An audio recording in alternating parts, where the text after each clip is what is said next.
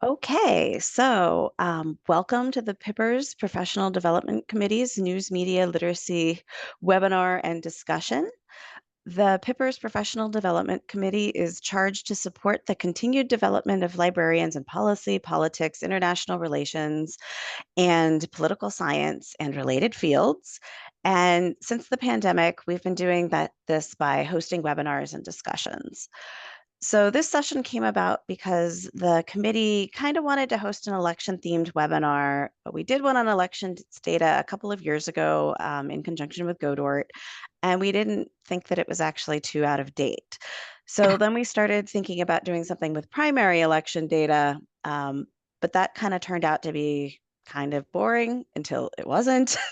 um, but I got to thinking about what I personally really struggle with is how to explain the modern media landscape, which is more than just right or left bias or fake news. So today we will hear from two colleagues about their experiences and approaches in teaching news media literacy. So first, Winn Wasson, who's the social sciences librarian at Syracuse University Library, will talk about a project that he did in his previous position at the New College of Florida. And then Abby Adams, who is the subject librarian for emergency preparedness, homeland security, cybersecurity, informatics, and criminal justice at the University at Albany, will talk about a project that she's working on this coming fall. And then following the presentations, we'll have some time for questions, discussions, and research and resource sharing. So thank you all for joining us. I'm really looking forward to this session, and I hope you are too. And let's see if I can actually manage to launch a slideshow. I think we are ready to go. So over to you, Winn. Okay, well, good afternoon, everyone. I really appreciate the opportunity to come speak. I'm Winn Wasson. I'm the social science librarian at Syracuse University, and today I'm going to be presenting about misinformation creation as a process. So this is a method for teaching critical media literacy. It's about a project that I did at my previous institution. So go ahead, next slide.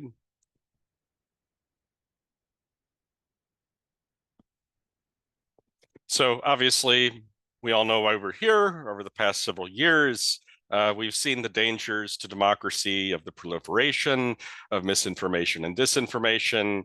And that was even before generative AI burst onto the scene. And there's also a larger trend in society of the authority of established institutions and sources of expertise coming under scrutiny. This is not necessarily a bad thing. It's just lending itself to social instability. But again, there's not necessarily a bad thing depending on what types of authorities one wants to question. As librarians, though, we do agree about the imperative that the public be able to critically consume information, whether it's from the news, social media, or other sources. But oftentimes there's a struggle to educate students or others about critical information literacy because there's oftentimes one wants to delineate good, quote unquote, or quote unquote bad sources of news and other information. And sometimes that'll contrast with the news consumption habits and preferences of those we seek to educate. Next slide. So to remedy that, I decided to create a course on critical media literacy that revolved around the application of the frame information creation as a process from the ACRL framework for information literacy for higher education. So just some aspects of that frame, just a refresher. Part of it is that the unique capabilities and constraints of each creation process, as well as the specific information need to determine how the product is used. Elements that affect or reflect the creation, such as pre or post-publication editing or the reviewing processes, may be indicators of quality. And recognizing the nature of information creation, experts look to the underlying processes of creation as well as the final product to critically evaluate the usefulness of the information. So I believe that this frame has enormous potential to instill critical information literacy in students. To me, it's sort of the frame that rules them all, if you will. But I think it invites students and others, for that matter, to discover how raw data and observations are distilled into finished information products, and to identify the people and procedures that modify the raw data and observations along the way, and the motivations of those people for making those modifications. The idea is not to label a news source, but to have students or others evaluate news sources in the context of the process through which the finished news product came to be, and how that process enables and constrains the news consumer's ability to understand events. Next slide. So what I decided to do was that I'd have students look at two processes in news creation. First, I'd have them look at the process of news production. They'd explore how the news gets from observations in the field to what is printed or broadcast. And they would identify the people and motivations that shape the transformation of those raw field observations into a finished product. I believe that for students to truly be critical consumers of news and social media, though they needed to go beyond just the process of news production, I thought that they also needed to examine the process of news consumption. I wanted them to examine the current cognitive and social psychological research about how we evaluate the information we consume and whether we decide we're going to believe it. I thought that this would allow them to be mindful of not only of the back end factors influencing the content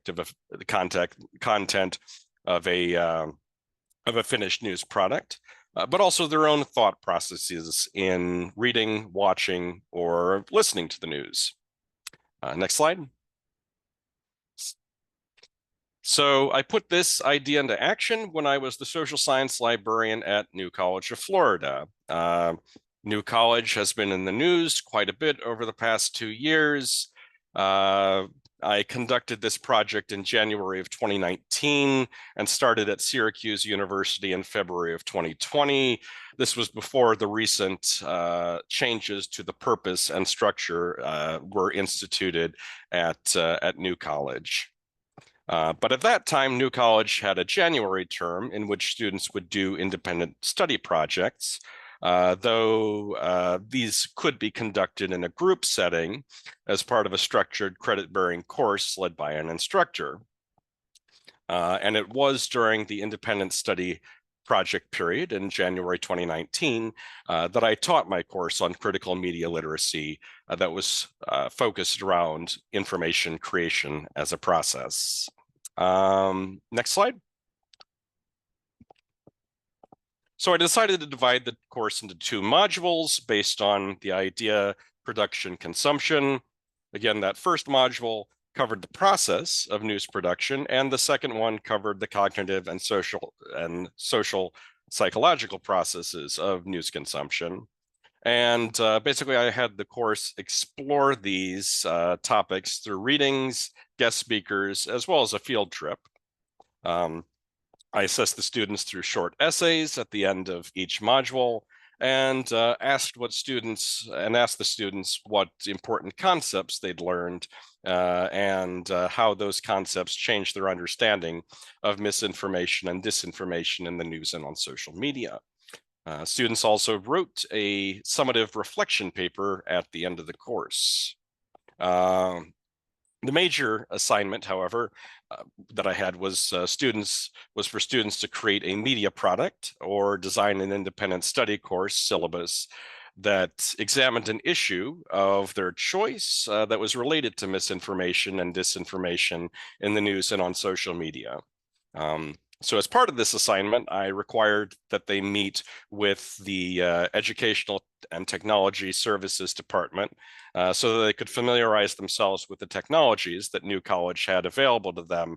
So when they were creating their media product or their Canvas course shell. Next slide. The course covered several topics, including the different landscapes and procedures of print, broadcast, and other types of media, covered how reporters and news organizations distill interviews into news stories, the role of the news media in a democracy, the current cognitive and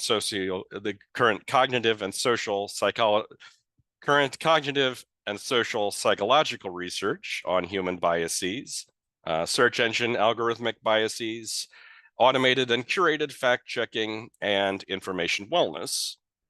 While the course did have assigned readings, the main avenue that I used for content to deliver the content to students was through question and answer sessions with guest speakers who are practitioners or experts in some aspect of information production or information consumption. These included an alumna of New College who ran unsuccessfully, I should say, for political office. There was an alumna who had been a reporter at a local Sarasota newspaper. There was a political science professor who was also a former state representative, professor of cognitive and social psychology, and I also brought in all of the other librarians who worked at New College. We also included a field trip to Sarasota's local ABC affiliate to observe the broadcast of a 7 p.m. newscast from their control room.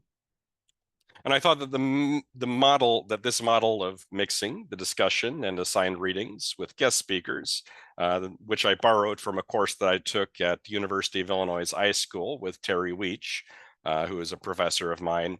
I thought that this model allowed students to gain access to a broader and deeper well of expertise on the subjects that were covered in the course than I myself could have offered.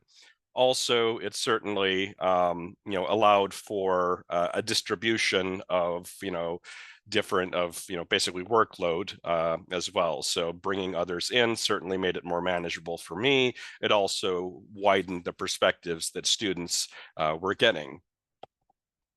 Next slide. So there were some very impactful sessions. In fact, two impactful sessions that in one, I mentioned those two alumni that were guest speakers. One was an unsuccessful candidate for local office, and the other was a former reporter for a local Sarasota newspaper who had interviewed that other guest speaker when she was running for office. And we brought the two of them together. You can see kind of the picture down there on the slide.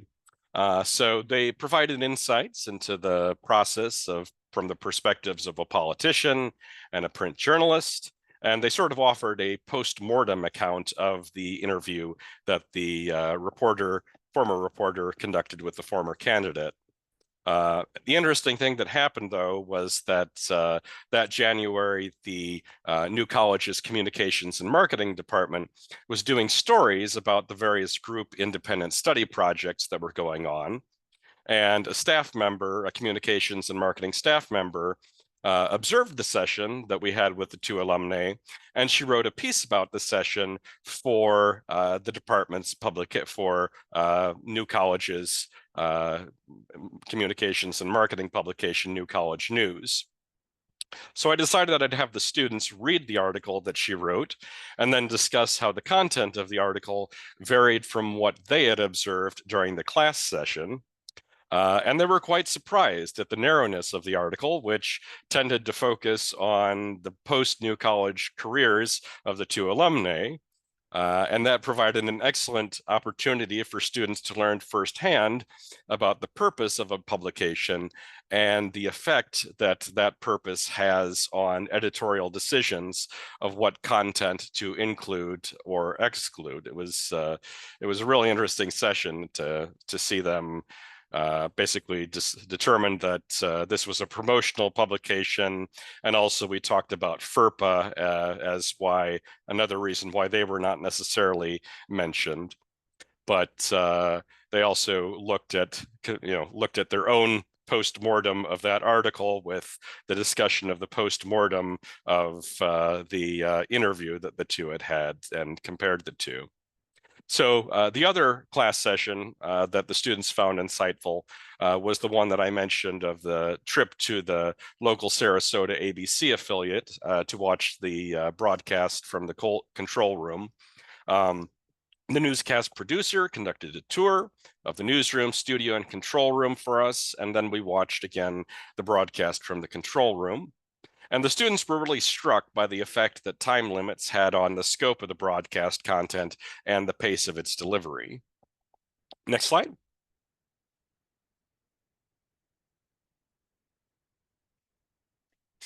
So with guidance from me on finding sources and content from the educational technology services on technology to manifest their projects, the students created polished and insightful projects for the course. Some of the ones that they included, one student made a website about the persistence of debunked news, focusing on the continued inclusion in psychology textbooks of the retracted story of a quote unquote bystander effect surrounding the murder of Kitty Genovese. And she also looked at the continued insistence by some, including a certain former president of the United States, of the guilt of the exonerated Central Park Five. There was another student who created a magazine about Russian disinformation campaigns in Western Europe. There was a student who made a website that compared how California's and Florida's environmental policies and climate change related rhetoric differ. Another student created an independent study syllabus on the invocation of violent video games after mass shootings to distract from conversations about gun control. Another student created a website about the decades-long disinformation campaign by the tobacco industry. And there was a student who was really interested in William Henry Harrison. It was a little bit of a challenge to figure this one out, but I had him create some political cartoons that compared the efforts to shape media narratives in the 1840 and 1992 presidential campaigns of William Henry Harrison and Bill Clinton. In the students' short essays and reflection papers, there were some points that stood out. Students expressed a profound reorientation in their thinking about the news from observations of how news organizations' editorial decisions on what information to include or exclude ends up affecting the public's perception about events. They also indicated an increased awareness on how to detect bias in the information that they consume, as well as their own processing of information. And their responses demonstrated a strong sense of agency and resolve to scrutinize the news and social media in the future and to educate others to do the same. The students also indicated greater comfort and proficiency in using media technology as well. Next slide. So we talk a lot about mis, dis, and malinformation, but it's the real news that truly stresses us out. And it was evident toward the end of the course that the subject matter was having a sobering impact on students. The course subject matter had induced skepticism, but also cynicism, which has the potential, I think, to negatively affect one's mental health and negate one's capacity for informed civic engagement and the benefits thereof. So I noticed my students' moods, and I changed the schedule to have a counselor from New College's Counseling and Wellness Center visit the final regular class session for a discussion of healthy information consumption habits and general healthy lifestyle habits. Next slide. So in assessing the results, I concluded that designing the course around information creation as a process was effective at improving media literacy while avoiding that pushback that one can sometimes see. I also took away from my experience teaching the course that the integration of healthy information consumption is essential to teaching critical information literacy. And to that end, in the fall of 2021 at Syracuse University, I worked with some graduate students at our iSchool to create a workshop on healthy information consumption for members of the university community.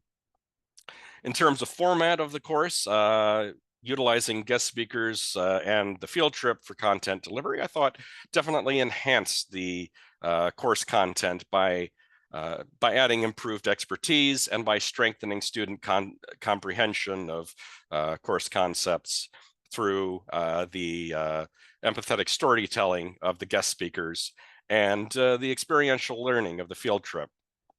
I thought that the inclusion of guest speakers and the field trip also helped build relationships with others on campus and with members of the outside community. Now, given that Syracuse University has a public communications and journalism school that has a faculty who provide ample opportunities to teach about media literacy, I'm doubtful that I'm going to get to revisit this course. Were I to have that opportunity, I would cover information wellness first to prepare students for the rest of the course content. In addition to a TV field trip, I'd love to also have field trips to print and radio news outlets. Because of the rise of generative AI and deepfakes and other more insidious forms of disinformation, I'd like to incorporate a discussion of the tools and methods of digital diplomatics and how they can verify the authenticity and provenance of digital objects. And because their profession has been detecting and creating misinformation and disinformation for centuries, I would love to include a guest speaker from the intelligence community to share their insights on how to adapt to an information environment in which we all will need to learn how to be on guard against deceptive information practices. Next slide.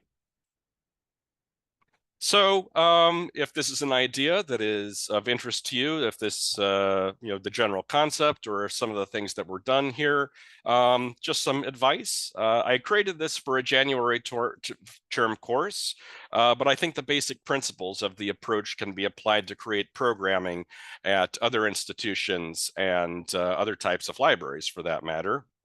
So the overarching idea is to focus on the process of news production and information consumption, and to induce mindful consumption of news and other information.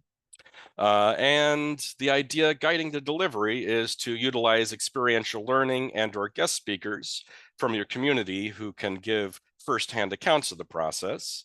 The opportunity to have a new experience or to listen to the narrative of someone else's, I think, is likely to bring about a transformative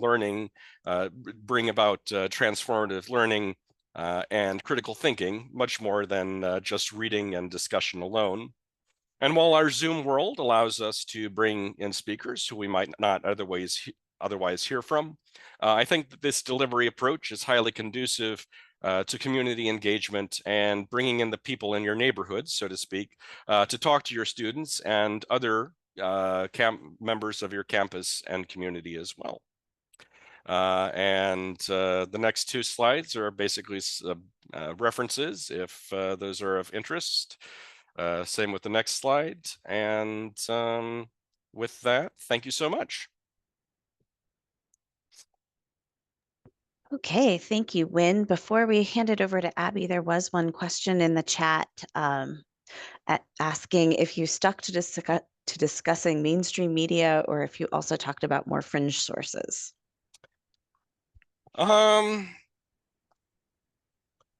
So I'm trying to remember. We did, I guess how would I'm trying to think of how one would define fringe, because I mean, like I say, I think we mostly talked about, what you would say would be sort of establishment media sources, but I mean, one of the librarians came in and did talk a little bit about, can you basically, different stories that have been put out there, during especially the 2016 election that were fake stories. But for that matter, I think I think one of the things that I like about information creation as a process is that I think it is adaptable to fringe sources as well, to kind of getting the skill of even learning just how an establishment media source works. I think even learning how that works, you can start applying it to other sources. So I would say the people that we talked to guest speaker wise were certainly the establishment media sources versus anybody from a fringe media source.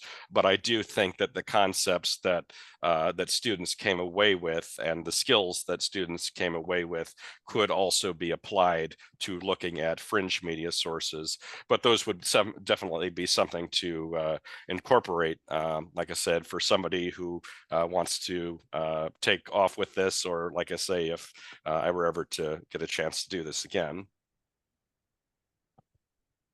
That's great. And we've got two more questions about um, looking for a definition of digital diplomatics.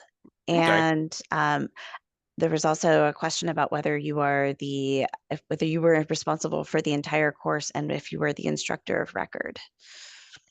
Okay. So the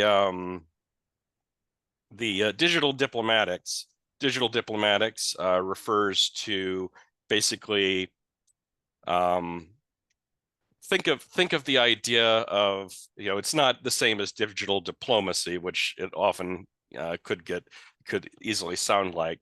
It's basically, diplomatics is, how do you verify that something is real? How do you verify that it's basically like provenance and things like that?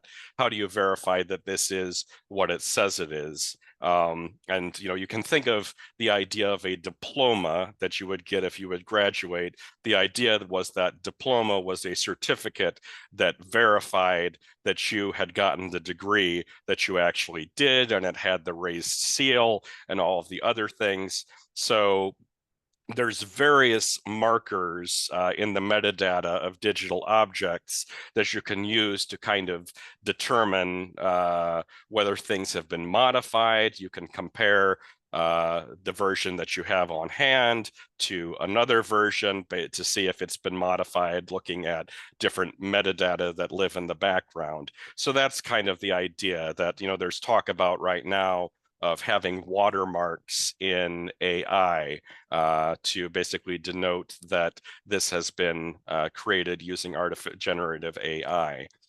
So that's kind of part of the idea, is noting that there is the ability to verify the veracity of digital objects and whether they have been modified. Kind of the idea is the idea there. I was the instructor of record, yes. And I did put together a lot of the course content. I did also, like I say, bring in guest speakers who sometimes had things that they wanted to incorporate.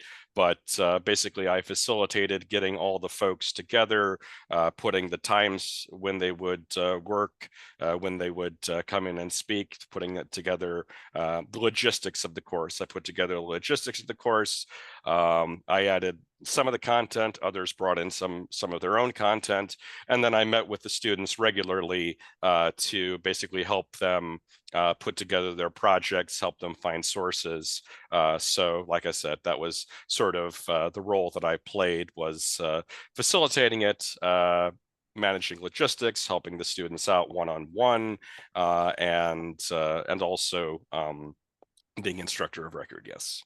And it sounded like you did some paper grading and assignment grading as well. Yes, I did. Okay, so let's go. Thank you very much, Winn. Mhm. That was great. Let's switch over to Abby. It is all you. So Abby's going to talk about a project that she's working on now into the fall.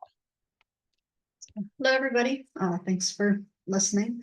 My name is Abby Adams. I'm a subject librarian with the University of Albany, and I've been working on misinformation and propaganda research for a few years now. And then I'm working with a professor this fall it's interesting that Winn brought up wanting an intelligence person because it's for intelligence class. These are going to be grad students. And we're trying something new with having them kind of track and follow the news to see how effective it is. And so I'm going to talk a lot about kind of the research that we've done because we were wanting to couch this in what is the current research on why news literacy is low, and then talk about how we're going to try to approach it, and we'll see how it goes. So next slide, please. So a lot of the reasons why news literacy is low are fairly obvious. They're kind of the reasons that you would expect, but we still wanted to make sure that we were basing this in real data and looking at the current research, because understanding why literacy is low is going to help us with our solutions. So one of the big challenges with it is that different demographics are concerned with different things. They are deceived by different things, and different solutions will work. So if you've got a group of high school students in Kansas or a retirement community in New York City, they're going to have completely different experiences with how they take in the news and how they respond to any kind of news literacy instruction, formal or otherwise. So you really have to know your audience when you are trying to mitigate illiteracy in media or news consumption, which is another significant challenge because there is no one size fits all. There is no way to go in and make people not fall for lies on Twitter, because you really have to target to your audience the way that the disinformation creators do. So we're trying to target to our students here, which is why most of my resources are specifically focused on urban college students, but a lot of this stuff applies very broadly. The main reasons why news literacy is low, though, it's largely because there's so much misinformation out there and people just don't know what to do with it. And social media. That is really what's been coming in the last couple of years. There was one of the comments about social media addiction, and that's a big one. It makes people overwhelmed. It makes people apathetic. It gets people into echo chambers, and there they stay. So there's just so much, and people just aren't sure what to do, or they just lean heavily on confirmation bias or on the people that they know. And there's this growing sense that it doesn't really matter who you listen to because everybody's lying. All the news sources are owned by big corporations and they want to make money, and that any sort of legitimate journalism is at best a secondary concern. And so a lot of people are just kind of checking out entirely. And so it's not necessarily that they're unable to understand the news so much as they don't follow it at all. So next slide, please. And again, there are different reasons for that. And a lot of this applies very broadly, not just to students, but particularly among the student population, they don't want to feel ignorant. That's definitely kind of a trend with Gen Z. They do not want to openly admit that they don't know something, especially if there's any kind of concern that they might be filmed, or that it might be repeated later and that they could be mocked for it or canceled or whatever terminology. But there's definitely a fairly widespread concern about not wanting to admit not knowing something. And so they just don't engage if they're not entirely sure how they're going to respond to something. Another thing is internet outrage, this was really interesting to me. Some people want to avoid internet outrage. And so they don't read the comment sections. They don't even read the news. They don't want to see news on social media. They don't want to hear about it from somebody else. They don't even want to read the newspaper because they know it's going to make them mad. And they're trying to avoid that, kind of a mental health protection thing. The counter to that is a lot of people really like the outrage. And so they will deliberately seek out those really angry spots on the internet. They'll go to the subreddits they like, or specific comment sections or websites or blogs, and they're entirely disinterested in the actual content of the news. They're there for the adrenaline hit. And so again, it kind of builds those echo chambers of, they like being angry, and there's usually some kind of current event or political target for it, but the actual real content of here's what's happening and why, here's how it's being reported, that's totally irrelevant to them. And so either way, you have to account for the emotional side of why people choose to engage or not engage with the news. And another similar thing, this was also interesting when talking about the mental health element of it, the doom scrolling. People get tired of reading the news over and over, and there's so much happening and they can't control any of it. A lot of it's on the other side of the world. It's upsetting, and they're tired, and they don't want to bother with it eventually. There's only so much unhappiness that we can take, really. And then more specifically to the student group, there's this understanding of, why does it matter to me? And so they will check in just enough to, okay, well, I need to do it to get an A in a class. So I'll find, my current event article or whatever.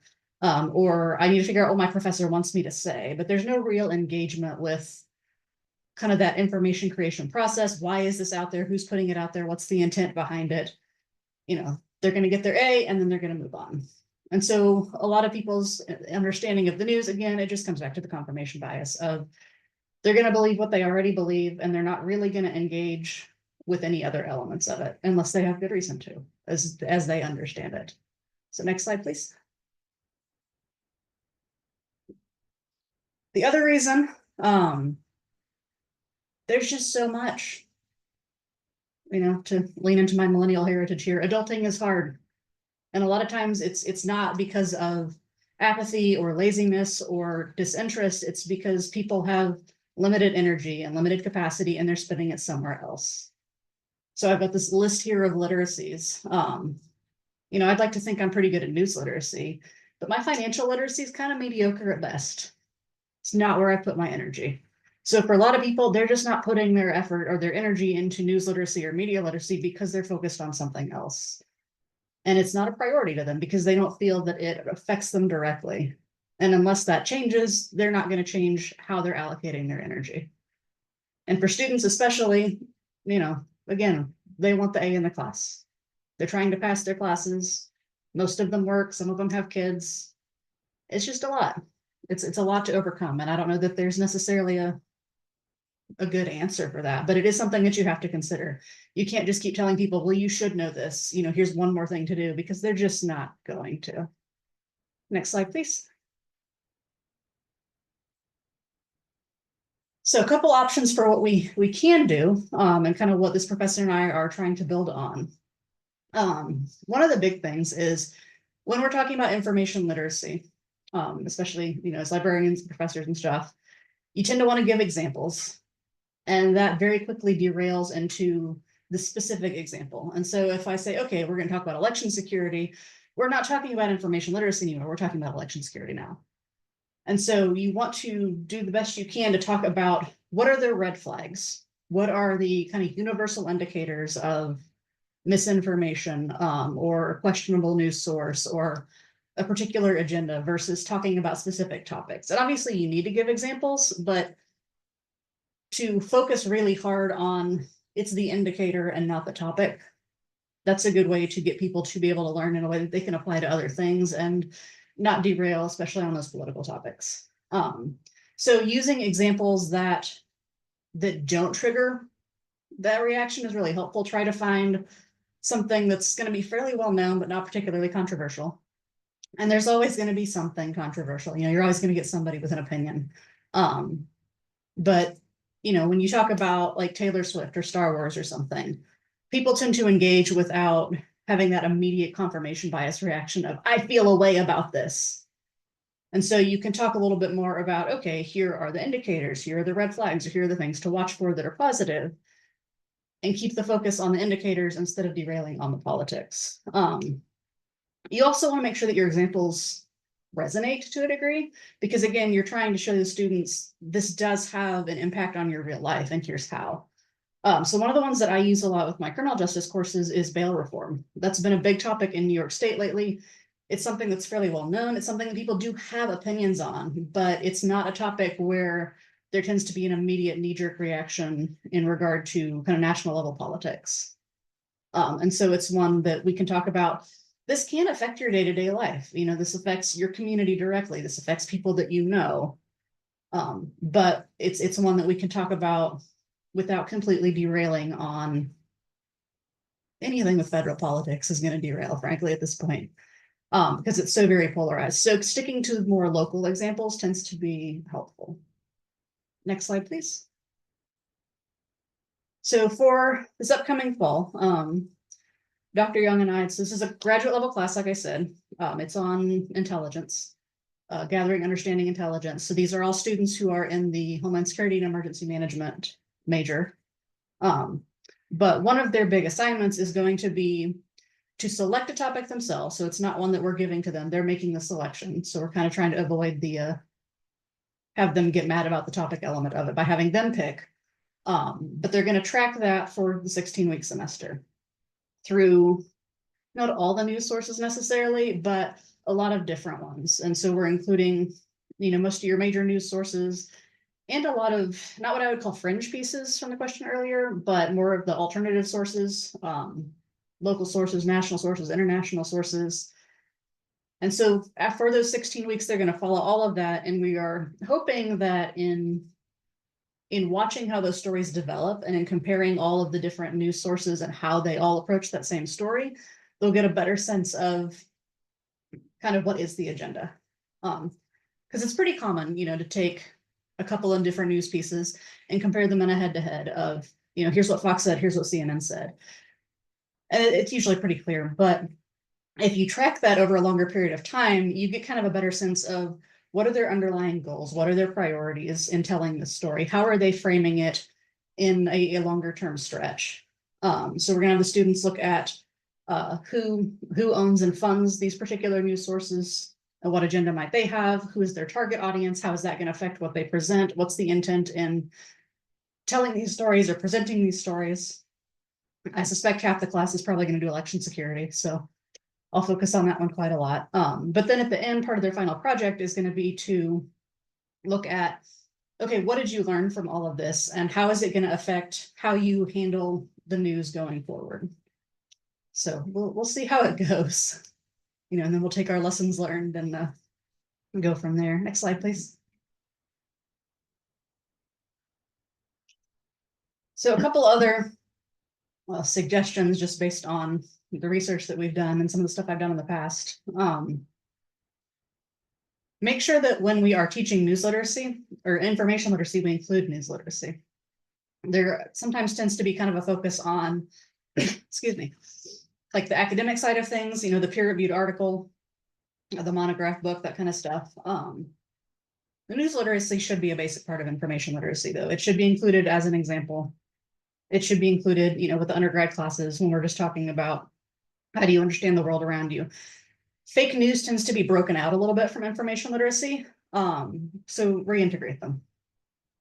Because there's definitely the kind of container collapse of, as far as the students are concerned, the ones with lower information literacy, it's information on the internet. They're not distinguishing necessarily between a news site and an academic site.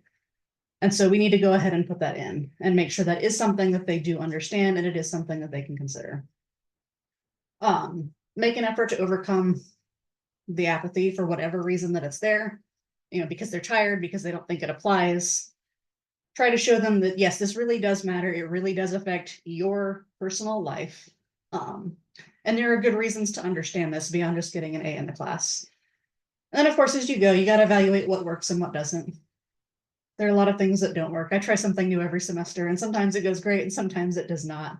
But if something's not working, or if kind of the digital landscape changes and something that was working stops, you got to keep up on that and let it go. And then the other thing is keep up on it. I think with the upcoming election, this is going to be a really big topic in research and the news itself. And so staying up to date on that is going to be helpful, which I recognize that I said earlier, students don't want to be told you must do this one more thing, and neither do I, frankly. So it's one more thing to kind of figure out, how do we want to balance this in keeping up with everything that we're already doing. But it is important. If we want our students to stay up on it, then we need to stay up on it too. Next slide, please. That might be the end. It is the end. There's my references. And then I've got the much prettier thank you and questions slide after that. So thank you. I am done. Okay, that was great, Abby. You hit on a lot of ideas that I want to incorporate into a course this fall. So thank you. We've got some comments in the chat. I don't think we have any specific questions yet. If you have questions, please feel free to unmute or put them in the chat. Some good observations here. So here's a question. What about the speed of information being available on social media sources before mainstream news sources? For example, Olympic results or Taylor Swift concert being canceled due to that foiled terrorist attack. How does that play in? I think increasingly social media is being regarded as a news source. Statistically, the majority of Americans get their news from social media. And I don't think we can discount that. And so that's where that kind of internet outrage thing I thought was really, really interesting.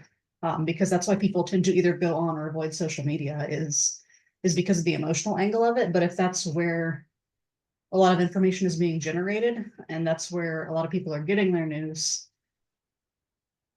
I think we need to at least recognize that as librarians. The conversation about social media addiction and is meta terrifyingly powerful. That's well beyond, what the academic libraries can do or change. But I think the same way I would say that we need to incorporate news literacy into broader information literacy, I would say you need to incorporate social media literacy into news literacy. That would be my take on it, at least. That's a good point. There's a graphic. There are a few different graphics people have done that are sort of the timeline of information. And I always sort of point out that social media is quick, but people haven't had time to verify it, and it takes time to verify it. So let's see. So there were a couple other questions. The chat is starting to get active. Let's see. What do we know about news fatigue in history?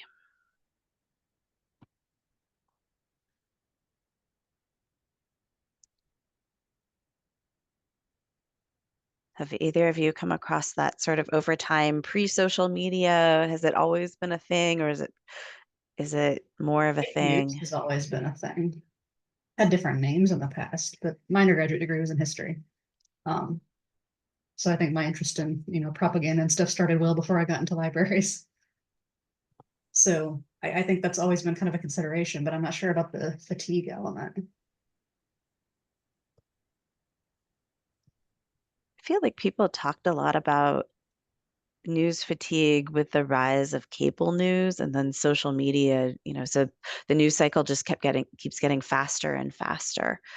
Yeah, the 24-hour news cycle is definitely also a consideration. When we first started doing our research for this class, that's kind of what I expected to be a big focus. And I was surprised when it was like, no, it's social media. So I think cable has been supplanted with Facebook and TikTok. I think, just how readily accessible everything is. First with 24-hour news networks, first with, and, now with social media, you're not forced to get away. There's no forced break to get away from it, because when it was just the nightly newscast at 6:30, 5:30, whatever, depending on your time zone, then you'd get the physical newspaper in the morning, you'd get the or the evening, and you'd get the newscast in the evening, and that was basically your daily news diet. Now, there's nobody shutting it off for you. I think that's part of the issue. Is that so? I mean, from a historical perspective, it would be interesting. I mean, I do see a lot of analogies between right now and the advent of the printing press, but I don't know. That would be very interesting to see if when mass printed books came out, if there were worries about people consuming too much. I honestly think that period needs to be studied a lot more, because I think it can very well give us lessons for how to deal with our own predicaments that we have this day and age. But I think, comparing And granted, I was a kid, so I'm comparing observations as a kid with observations as an adult. But we lived outside the realm of where the cable TV would not come out to our house because we were in a rural area. So basically, it was just the newspaper and the evening news were our sources of news, and there was no way to have it constantly coming toward us. So I mean, it was shut off for us, and I think, just the way we, like you mentioned, the addiction part there, is that if somebody can shut something off for you, you're not gonna have it. Versus, again, like I say, with overeating and things like that, there's all sorts of things that people are, the companies engineer their foods to be very tasty so that you will have more type of thing too. So I mean, I think overconsumption is, people aren't shutting off the access for us anymore. I think that's part of the issue, and we develop the bad habits. It's a really good point. Um, did somebody else start to say something? So another question is if you were going to change the courses that you were working with for graduate students, and Abby, I think your course was for graduate students, what would you change or do differently, or would you keep it pretty much as is since the learning outcomes are pretty much the same regardless of audience level?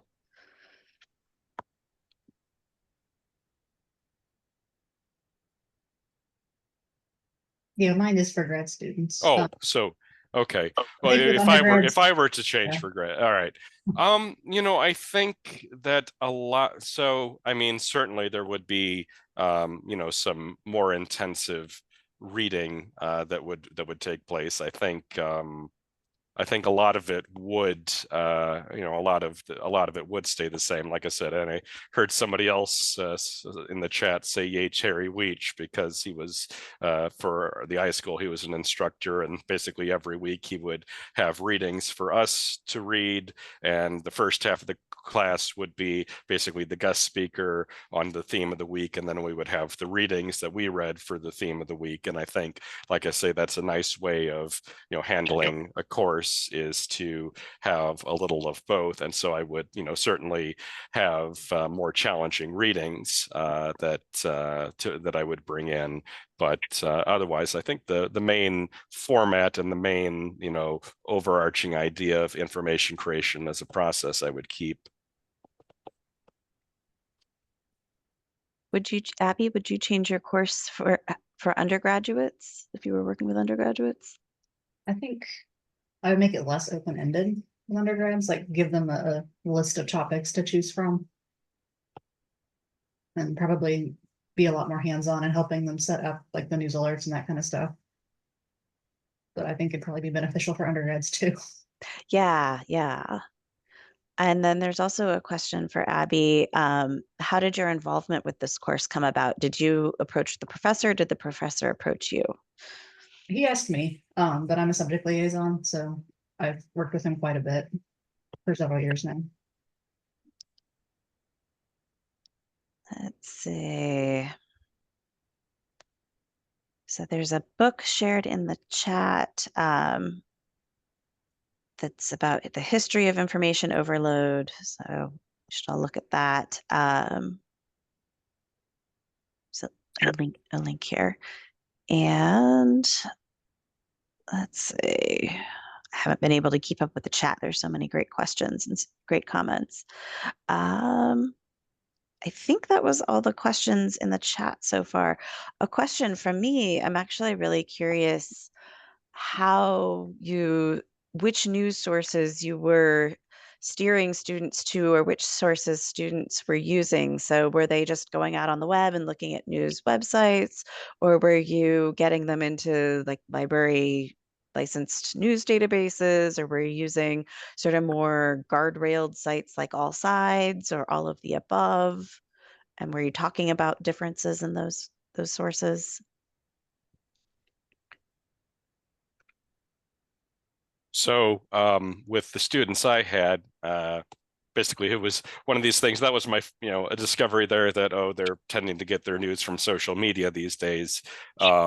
So that was, I was, sort of introducing some of the news sources that we had access to through the university, and also, again, for that matter, all of the other, scholarly sources as well that we had, and had them bring those into their final projects, that so that they basically brought in, again, from other news sources, as more establishment news sources, as well as scholarly sources, so that they could contextualize the issues they were dealing with. So again, I tried to also bring in the idea of authority as constructed as contextual. So basically the idea that this source is not necessarily uniformly good, uniformly bad.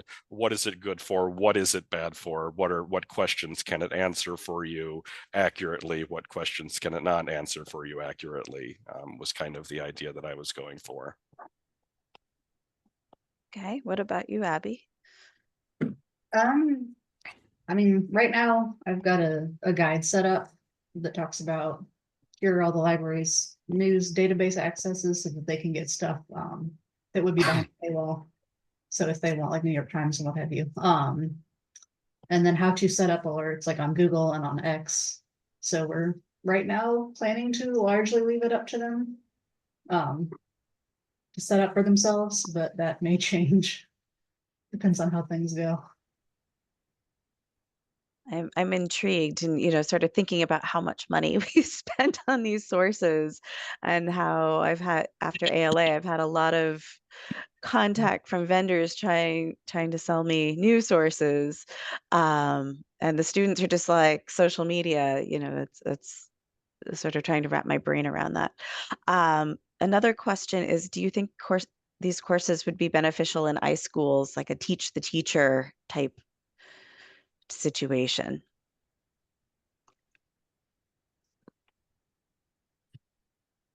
I would have liked a news literacy course when I was in library school. Yeah, I would say so. That would, like I said, I have interest in trying this again at some point. So perhaps I would, and as I could potentially get on and offer it to SU's iSchool. So that's a once that's a potential idea. So because I would, like I say, I really enjoyed doing this the first time, and I would love to do it again. So, in general, folks could certainly go to the public communications and journalism school to learn about things. But if this was a teach the librarian thing, then, there is that potential for, it's an interesting idea that I might explore, to see if that opportunity might be available. So, thank you, Allison, for that. I see we've got somebody who works at an iSchool who is attending this webinar for that very reason. So I hope that means it's been useful. I've learned a lot. I think we are pretty much at time. So a big thank you, Abby and Winn. This has been great. Nancy, did you look like you wanted to say anything as we No, I was wrap just going up? to agree. I think we're good. I appreciate everyone's time. I think this was a great webinar. Okay, well, thank you very much. This webinar has been recorded. I will be forwarding the slides to Elois, and she will send them out along with the link to the recording to everybody who registered. So thank you all for attending. And again, thank you to our presenters, and have a great rest of your day.